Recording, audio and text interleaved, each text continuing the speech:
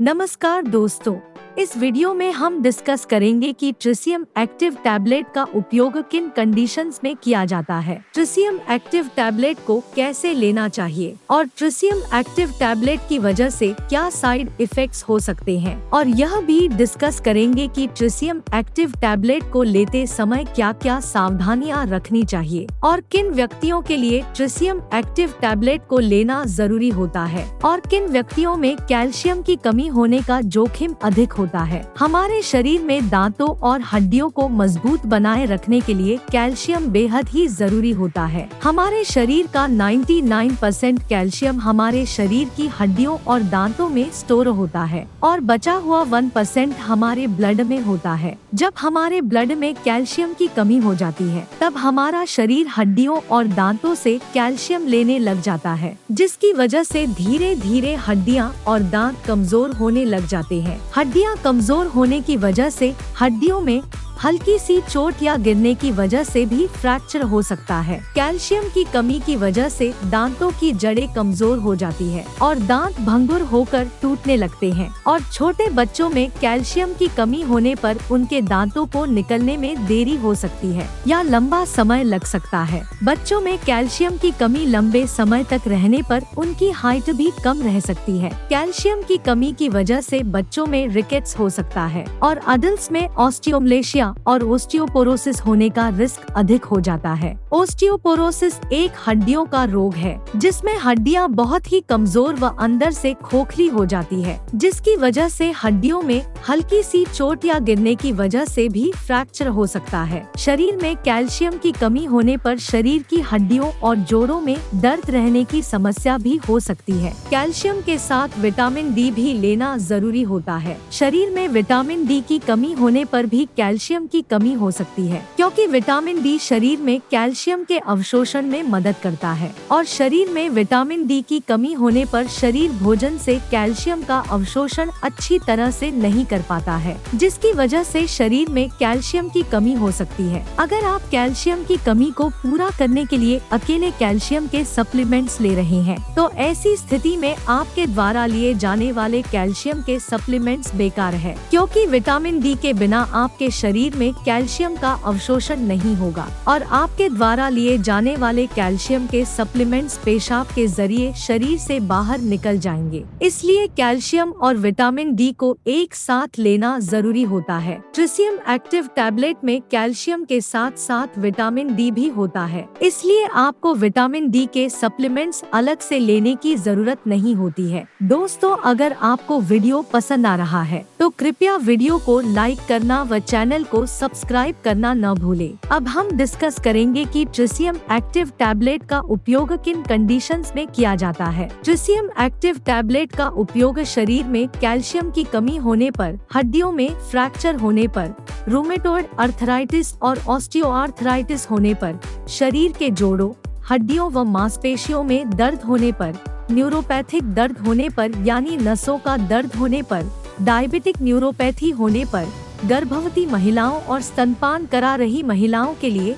Osteoporosis होने पर, osteomalacia या रिकेट्स होने पर, शरीर में न्यूट्रिशन की कमी होने पर, शरीर में दांतों, जोड़ों और हड्डियों को स्वस्थ बनाए रखने के लिए, और जो व्यक्ति मिर्गी या दौरों की दवाइयां ले रहे हैं जैसे फेनोबार्बिटल, फेनिटोइन, उन व्यक्तियों को भी डॉक्टर ट्रिसियम एक्टिव टैबलेट को लेने की सलाह दे सकता है। अब हम डिस्कस करेंगे कि किन व्यक्तियों में कैल्शियम की कमी होने का जोखिम अधिक होता है और किन व्यक्तियों को ट्रिसियम एक्टिव टैबलेट को लेने की जरूरत पड़ सकती है। जो व्यक्ति शुद्ध शाकाहारी डाइट लेते हैं और दूध, दही जैसे डेयरी प्रोडक्ट्स का सेवन बहुत कम मात्रा में करते हैं, ऐसे व्यक्तियों में कैल्शियम की कमी होने का जोखिम अधिक होता है। इसलिए ऐसे व्यक्तियों को ट्रिसियम एक्टिव टैबलेट को लेने की जरूरत पड़ सकती है। महिलाओं में मेनोपॉज के बाद एस्ट्रोजन हार्मोन का प्रोडक्शन कम हो जाता है, जिसकी वजह से महिलाओं में मेनोपॉज के बाद कैल्शियम की कमी बहुत जल्दी होती है और ऑस्टियोपोरोसिस होने का रिस्क भी अधिक हो जाता है। इसलिए कैल्शियम की कमी को पूरा करने के लिए और ऑस्टियोपोरोसिस से बचने के लिए डॉक्टर मेनोपॉज के बाद महिलाओं को भी ट्रिसियम एक्टिव टैबलेट को लेने की सलाह दे सकते हैं। अगर आप ज्यादा मात्रा में प्रोटीन या नमक का सेवन करते हैं तो आपके शरीर में कैल्शियम की कमी हो सकती है, क्योंकि प्रोटीन और नमक का सेवन अधिक मात्रा में करने से शरीर से कैल्शियम ज्यादा मात्रा में बाहर निकलता है। अगर आपने स्टेरॉइड दवाइयाँ जैसे प्रेडनिसोलोन, मिथाइल प्रेडनिसोलोन, डिफ्लाजाकोरेट और बीटामेथासोन आदि दवाओं का सेवन लंबे समय तक किया है या कर रहे हैं तो आपका डॉक्टर ट्रिसियम एक्टिव टैबलेट को लेने की सलाह दे सकता है, क्योंकि स्टेरॉइड दवाओं का लंबे समय तक सेवन करने से ऑस्टियोपोरोसिस हो सकता है। इसलिए ऑस्टियोपोरोसिस होने के रिस्क को कम करने के लिए भी डॉक्टर ट्रिसियम एक्टिव टैबलेट को लेने की सलाह दे सकता है। इसके अलावा किडनी फेलियर होने पर भी शरीर में कैल्शियम की कमी बहुत जल्दी होती है। जिन व्यक्तियों को लैक्टोज इंटॉलरेंस की समस्या है उन व्यक्तियों में भी कैल्शियम की कमी हो सकती है। लैक्टोज इंटॉलरेंस की समस्या होने पर व्यक्ति दूध को अच्छी तरह से पचा नहीं पाता है, जिसकी वजह से भी शरीर में कैल्शियम की कमी हो सकती है। अगर किसी व्यक्ति को दूध को पीने के बाद पेट में दर्द, पेट में गैस, पेट में भारीपन, दस्त या स्टूल के अंदर फैट आती है तो ये लक्षण लैक्टोज इंटॉलरेंस के हो सकते हैं। अब हम डिस्कस करेंगे कि ट्रिसियम एक्टिव टैबलेट को कैसे लेना रिकमेंडेड होता है। ट्रिसियम एक्टिव टैबलेट को खाना खाने के बाद लेना रिकमेंडेड होता है। ट्रिसियम एक्टिव टैबलेट को आप हल्के गर्म दूध या हल्के गर्म पानी के साथ ले सकते हैं। आमतौर पर 18 साल से अधिक उम्र के ज्यादातर व्यक्तियों को डॉक्टर ट्रिसियम एक्टिव टैबलेट को दिन में एक ही बार लेने की सलाह देते हैं। ट्रिसियम एक्टिव टैबलेट की डोज उम्र, शरीर के वजन और बीमारी की गंभीरता के आधार पर कुछ व्यक्तियों में इससे अलग भी हो सकती है। इसलिए आपको ट्रिसियम एक्टिव टैबलेट को आपके डॉक्टर द्वारा बताई गई डोज में ही लेना चाहिए। ट्रिसियम एक्टिव टैबलेट को कितने समय तक लेना चाहिए, यह उम्र और बीमारी की गंभीरता के आधार पर सभी व्यक्तियों में अलग अलग हो सकता है। इसलिए ट्रिसियम एक्टिव टैबलेट को डॉक्टर की सलाह के बिना ज्यादा लंबे समय तक नहीं लेना चाहिए। कैल्शियम का सबसे अच्छा स्रोत दूध को माना जाता है और दूध से बने उत्पाद जैसे कि पनीर और दही में भी कैल्शियम अधिक मात्रा में पाया जाता है। इसलिए अगर आप अपने शरीर की कैल्शियम की कमी को प्राकृतिक खाद्य पदार्थों से पूरा करना चाहते हैं तो आपको इनका सेवन पर्याप्त मात्रा में करना चाहिए।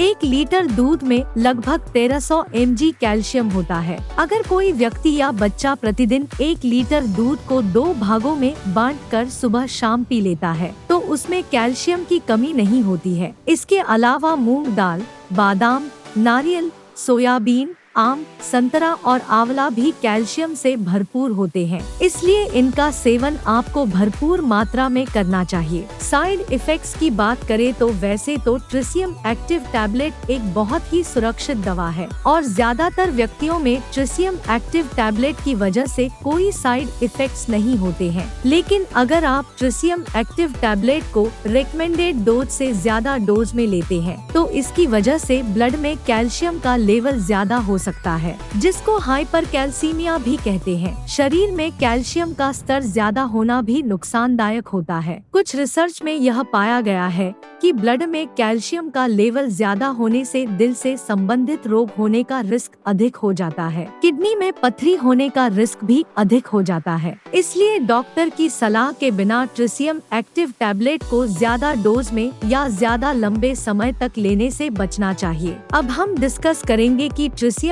एक्टिव टैबलेट को लेते समय क्या क्या सावधानियां रखनी चाहिए। थायराइड की टैबलेट और ट्रिसियम एक्टिव टैबलेट को एक साथ नहीं लेना चाहिए, क्योंकि थायराइड की टैबलेट और ट्रिसियम एक्टिव टैबलेट को एक साथ लेने से थायराइड की टैबलेट का अवशोषण कम हो सकता है, जिसकी वजह से थायराइड की टैबलेट की प्रभावशीलता कम हो सकती है। अगर आप थायराइड की टैबलेट को लेते हैं तो आपको आपको थायराइड की टैबलेट और ट्रिसियम एक्टिव टैबलेट में 8 से लेकर 10 घंटे का गैप रखना चाहिए। किडनी की कोई समस्या होने पर और किडनी में पथरी होने पर ट्रिसियम एक्टिव टैबलेट को डॉक्टर की सलाह के बिना नहीं लेना चाहिए। आपको ट्रिसियम एक्टिव टैबलेट को लेते समय आयरन के सप्लीमेंट लेने से बचना चाहिए, क्योंकि कैल्शियम के साथ आयरन के सप्लीमेंट लेने से कैल्शियम शरीर में आयरन के अवशोषण को रोक सकता है। वीडियो को देखने के लिए आपका धन्यवाद। अगर आपको वीडियो पसंद आया तो प्लीज वीडियो को लाइक कर देना, चैनल को सब्सक्राइब कर लेना और अगर आपका ट्रिसियम एक्टिव टैबलेट से संबंधित कोई प्रश्न है तो आप कमेंट करके पूछ सकते हैं।